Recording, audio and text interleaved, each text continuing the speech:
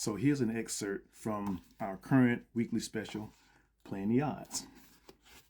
Episode 1, Repossession Blues. I should have known better.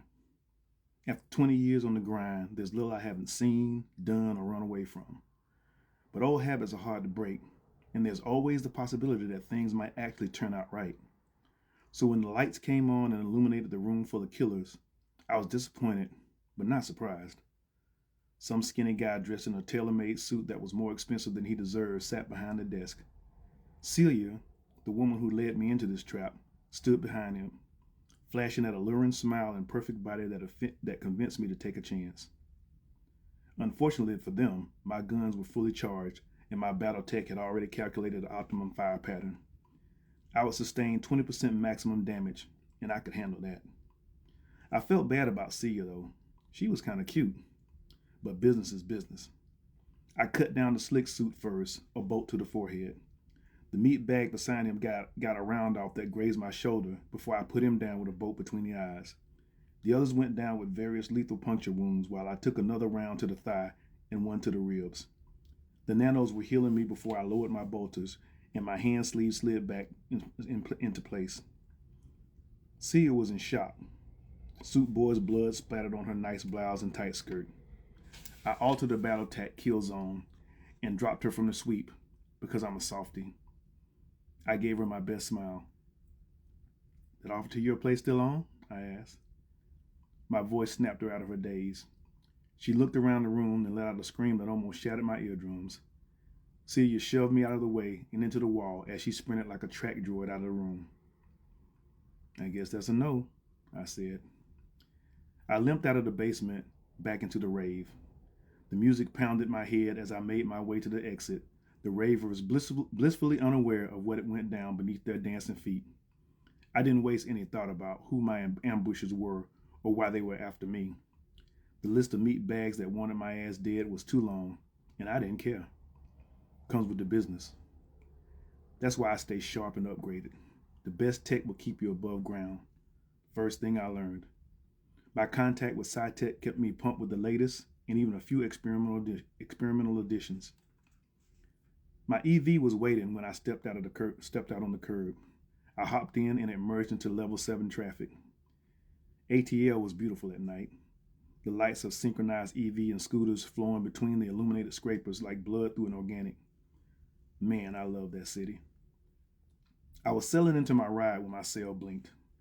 Dedrin Carmichael's profile filled my screen and I frowned.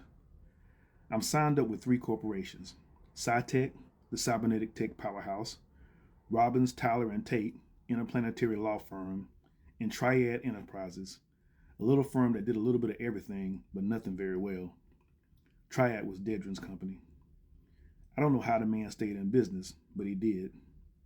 He was also the most annoying of my clients. I let him hang as I checked my vitals. The nannies were doing their job. I should be fully repaired by the time I reached my flat. I picked up the comm and put on a fake smile. "What's up, Dedrin?" Dedrin brushed back the hair on his forehead and flashed his big tooth grin. The man was a kryptonaire and wouldn't spend a chit on a hair stem. "Just checking on my investment," he said. "You seem a bit flushed." "Nah, I'm good. Just a little extracurricular activity," I said with a grin. That was Dedrin's gift. The man was beyond perceptive. Maybe that was what he spent his crips on. It was illegal, but rich bags don't care. That's why they're rich. "Look, I was thinking you could stop by for a visit," he said. "I have some things I'd like to..." The comm went blank. I cursed. I was being hacked.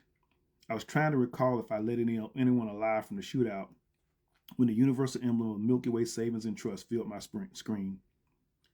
"Please stand by for a priority 5 message," the syrupy southern voice said. "And thank you for choosing Milky Way Savings and Trust for your worldwide financial needs." The pleasant brown face of a stately-looking woman appeared. "Hello, I am Diane Freeman. Is this Carlos Mejia?" "That's me," I said. "Carlos Mejia, this call is to inform you that your employer, SciTech Incorporated, has filed for Chapter 7 bankruptcy under the laws of the United Cities Federation. As a result of this action, All properties of the company are to be gathered and liquidated at 3 crypts on the C dollar. Please remain where you are for imminent collection. I was terrified. Wait, what? Collection? I zoomed in on the woman.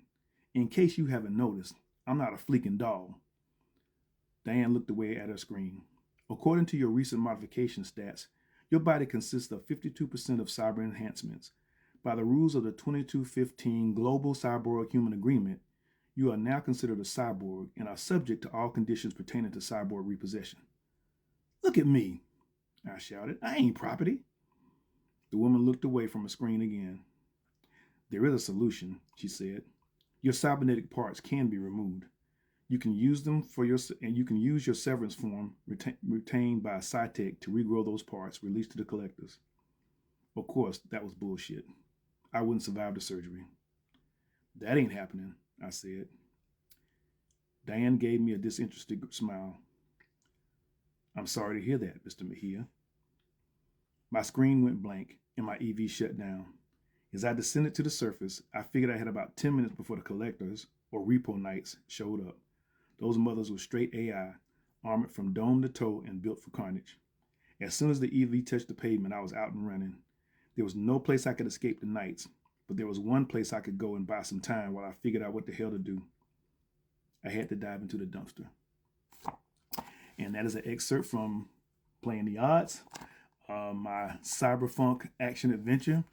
It's on sale now from MVmedia, the paperback novella and the ebook. So just go to my website, click the buttons, get you a copy, and continue reading. Y'all take care. Peace.